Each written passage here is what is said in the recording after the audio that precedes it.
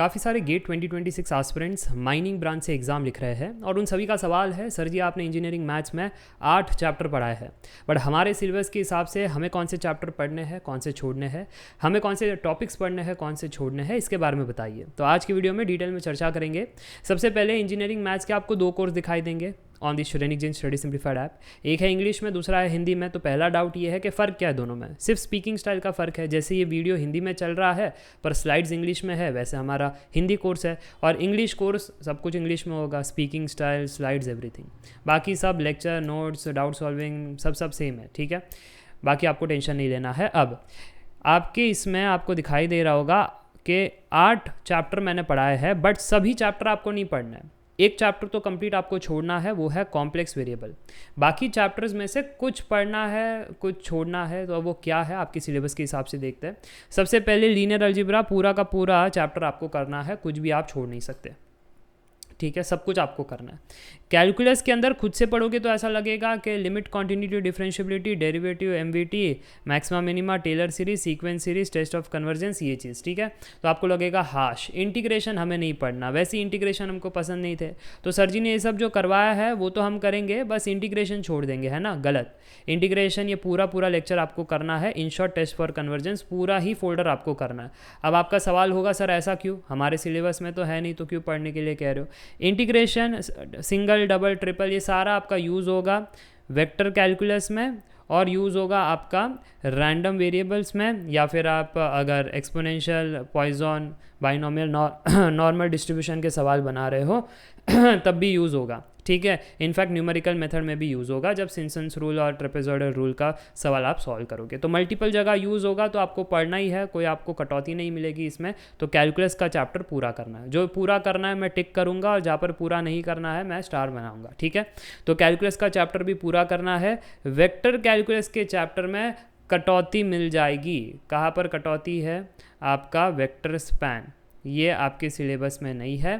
तो अगर आप मेरे लेक्चर्स में जाओगे, वेक्टर कैलकुलस का फोल्डर खोलोगे, लास्ट लेक्चर देखोगे, तो बस वो लेक्चर आपको अवॉइड करना है क्योंकि आपके सिलेबस के हिसाब से नहीं है। बाकी तो आपको सब कुछ पढ़ना है, ठीक है। समझ में आ गई बात। अब है ना, कुछ स्टूडेंट्स का यहाँ पर डाउट जाएगा, बट सर फूरियर सीरीज़ तो आपके कैलकुलस में था ही नहीं, सीक्वेंस एंड सीरीज़ तो आपके कैलकुलस वाले फोल्डर में था ही नहीं, और आप सीधा आगे बढ़ गए। देखो, सीक्वेंस एंड सीरीज़ ये एप्टीट्यूड का पार्ट है, तो एप्टीट्यूड में करवाया है। फूरियर सीरीज़ ये ट्रांसफॉर्म थियरी चैप्टर का पार्ट है। तो अगर आप जाते हो मेरे ट्रांसफॉर्म थियरी चैप्टर में और क्लिक करते हो तो आपको फूरियर सीरीज़ के लेक्चर दिखाई दे रहे हैं। हाँ सर जी दे रहे हैं, बट सर ये लैप्लेस ट्रांसफॉर्म भी दिखाई दे रहा है, वो आपको नहीं करना है। लैप्लेस ट्रांसफॉर्म आपके सिलेबस में नहीं है, तो वो आपको नहीं करना है। तो क्या ये चैप्टर भी क्लियर हो गया, ट्रांसफॉर्म थियरी वाला चैप्टर, जिसमें फूरियर सीरीज़ पढ़ना है बट लैप्लेस ट्रांसफॉर्म नहीं पढ़ना है। चलो 4 चैप्टर क्लियर हो गए। अब 5वां चैप्टर है डिफरेंशियल इक्वेशन। तो इस पर भी तारे बनाऊंगा ट्रांसफॉर्म थियरी में क्योंकि कटौती थी। डिफरेंशियल इक्वेशन पर भी तारे बनाऊंगा क्योंकि कटौती है। पार्शियल डिफरेंशियल इक्वेशन आपको नहीं करना है। यानी जब आप मेरे फोल्डर में जाओगे, डिफरेंशियल इक्वेशन लेक्चर्स क्लिक करोगे, फर्स्ट ऑर्डर, हायर ऑर्डर, हाँ अब ये पार्शियल डिफरेंशियल इक्वेशन नहीं करना है, बाकी सब कुछ आपको करना है, ठीक है। क्लियर हो गया। अब प्रोबेबिलिटी में कुछ कर सकते हैं, कुछ छोड़ा जा सकता है, आंसर इज नहीं, आपको तो सब कुछ करना है। देखो ध्यान से, measure of central tendency, dispersion, hypothesis testing, binomial, Poisson, exponential, normal distribution, correlation, regression analysis. But आपको ऐसा लग रहा होगा, बट सर इसमें तो बेसिक्स ऑफ प्रोबेबिलिटी है ही नहीं, इसमें तो रैंडम वेरिएबल है ही नहीं, और ये तो आपने करवा रखा है, तो हम छोड़ सकते हैं ना उन सभी को। आते हैं हमारे फोल्डर में probability lecture. Basics of probability जो करवाया है वो एप्टीट्यूड में भी सवाल पूछ लिए जाते हैं, और बिगर बेसिक्स के तो आप वो प्रोबेबिलिटी डिस्ट्रीब्यूशन पढ़ ही नहीं सकते।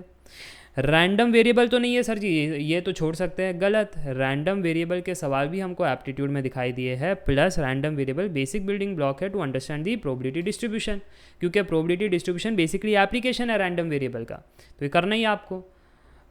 फिर प्रोबेबिलिटी डिस्ट्रीब्यूशन तो है ही हमारे सिलेबस में। स्टैटिस्टिक्स सर ये तो छोड़ सकते हैं, अगेन ये एप्टीट्यूड में पूछा जाता है तो पढ़ना ही आपको। सर कोरिलेशन, रिग्रेशन तो सिलेबस में था। Sampling, distribution of sample mean, ये तो छोड़ सकते हैं, नहीं। ये आपका सेंट्रल टेंडेंसी और डिस्पर्शन का पार्ट है, तो इसमें आपका आएगा ही, पढ़ना ही है। और फाइनली हाइपोथेसिस टेस्टिंग, और ये तो आपको है, ये भी आपको करना है, ठीक है। तो पूरा करना है, इसलिए टिक लगा दिया। और जो फाइनली न्यूमेरिकल मेथड है वो भी पूरा करना है। तो मुझे लगता है आपको ये बात क्लियर हो गई है। और एक 8वां चैप्टर कॉम्प्लेक्स वेरिएबल, वो तो आपको छोड़ना है। तो 8 चैप्टर आपके सामने है, जिसमें से एक पूरा छोड़ दिया कॉम्प्लेक्स वेरिएबल, और पूरा पूरा कौन सा पढ़ना है, linear algebra, calculus, probability, numerical method. Sir बाकी में कटौती एक बार बता दो।